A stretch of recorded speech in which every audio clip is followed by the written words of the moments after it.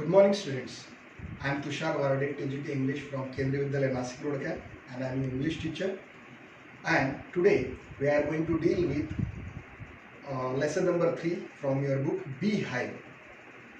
Students, as you all know that reading is an essential skill, one of the basic skills of language.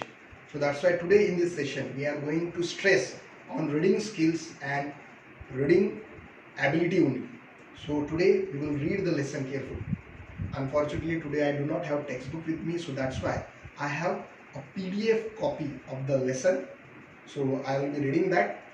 After listening my reading carefully, if you have book with you, you just practice reading at home of this particular lesson. If you don't have the book with you, I'll soon send a PDF copy of this same lesson, same text to you. So here we go from book Beehive, lesson number 3, The Little Girl.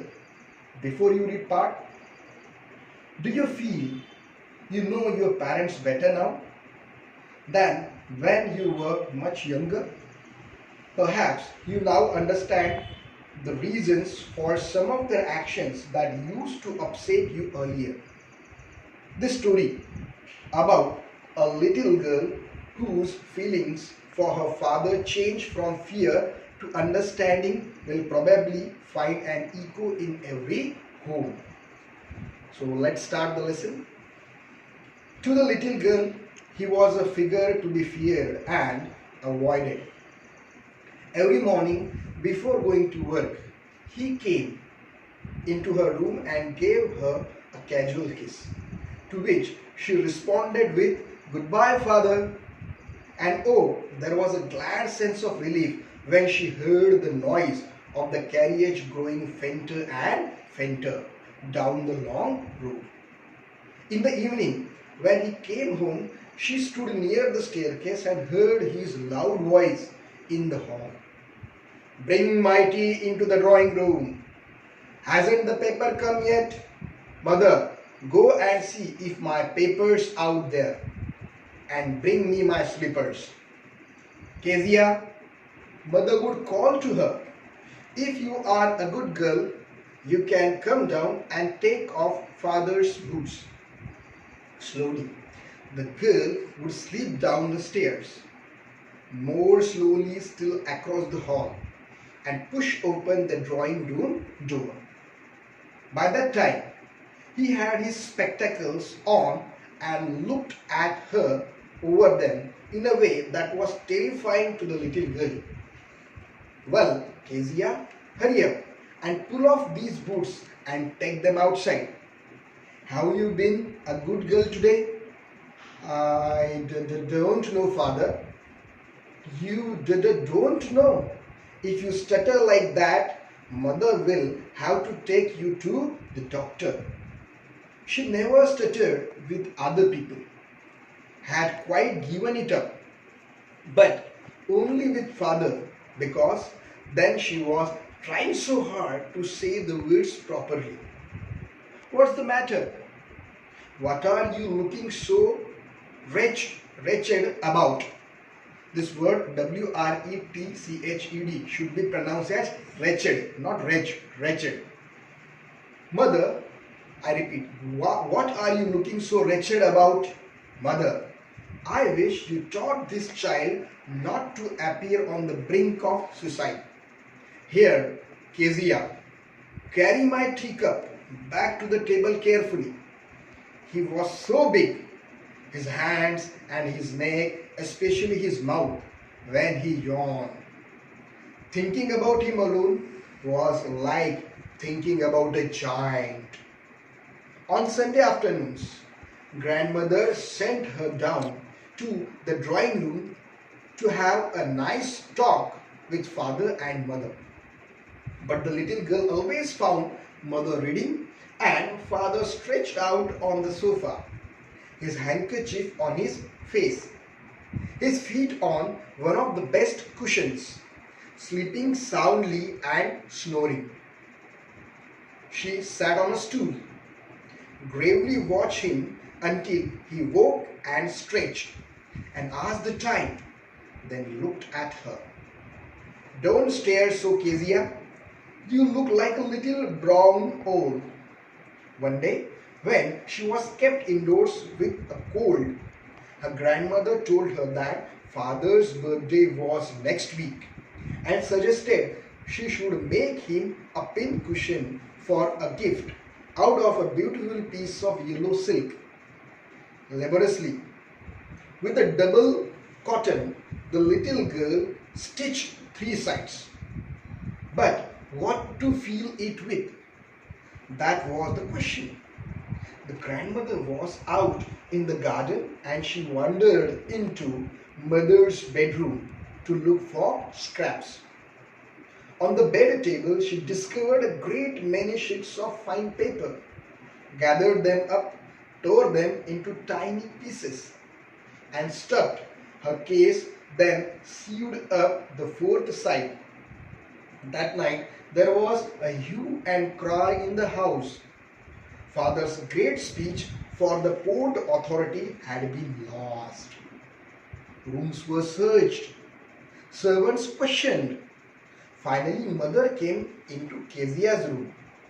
Kezia, I suppose you didn't see some papers on a table in your room? Oh yes, she said. I tore them up for my surprise. What? Screamed mother. Come straight down to the dining room this instant.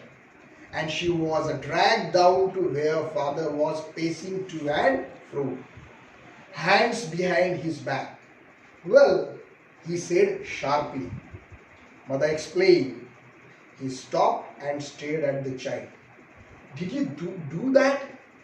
No, she whispered. Mother, go up to her room and fetch down the damn thing. See that the child's put to bed this instant. Crying too much to explain, she lay in the shadowed room watching the evening light make a sad little pattern on the floor. Then father came into the room with a ruler in his hands. I am going to beat you for this, he said.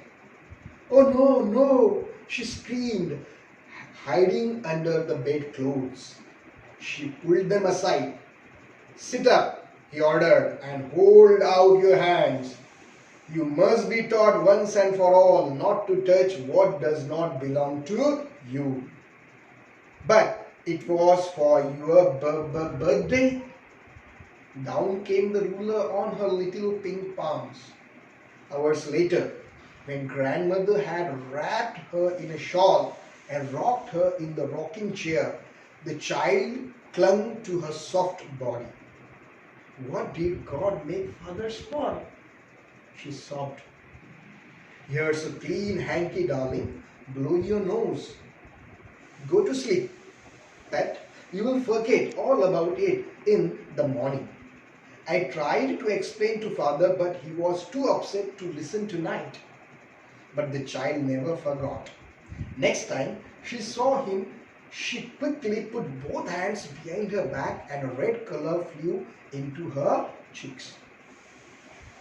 The McDonalds lived next door. They had 5 children.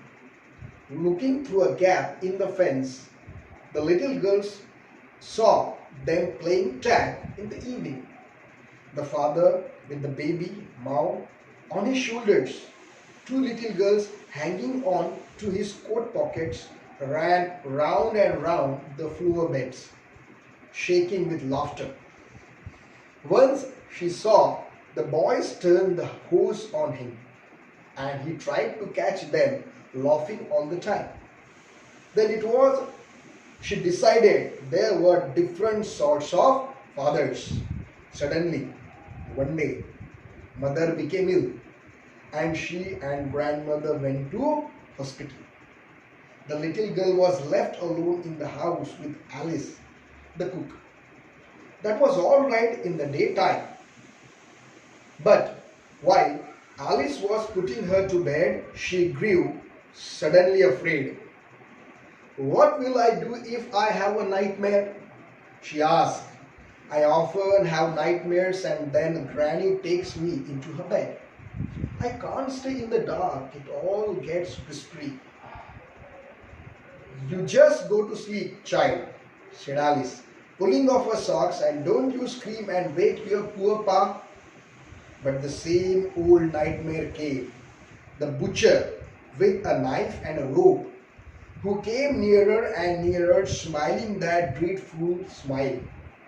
While she could not move, could only stand still, crying out, "Grandma, Grandma!"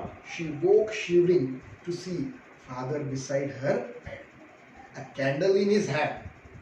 "What's the matter?" he said. "Oh, a butcher, a knife. I want Granny."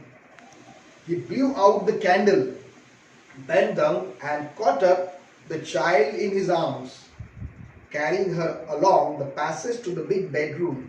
A newspaper was on the bed. He put away the paper, then carefully tucked up the child. He lay down beside her, half asleep still, still with the butcher's smile all about her, it seemed.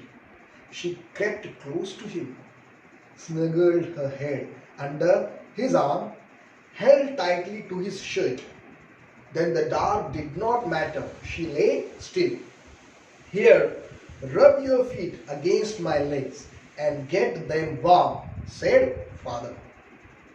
Tired out, he slept before the little girl. A funny feeling came over her. Poor father, not so big, after all, and with no one to look after him. He was harder than grandmother, but it was a nice hardness. And every day he had to work and was too tired to be a Mr. MacDonald. She had torn up all his beautiful writing. She stirred suddenly and sighed. "What's the matter?" asked her father. "Another dream?" "Oh," said the little girl, "my head's on your heart. I can hear it going. What a big heart you have got, father dear." Thank you, students.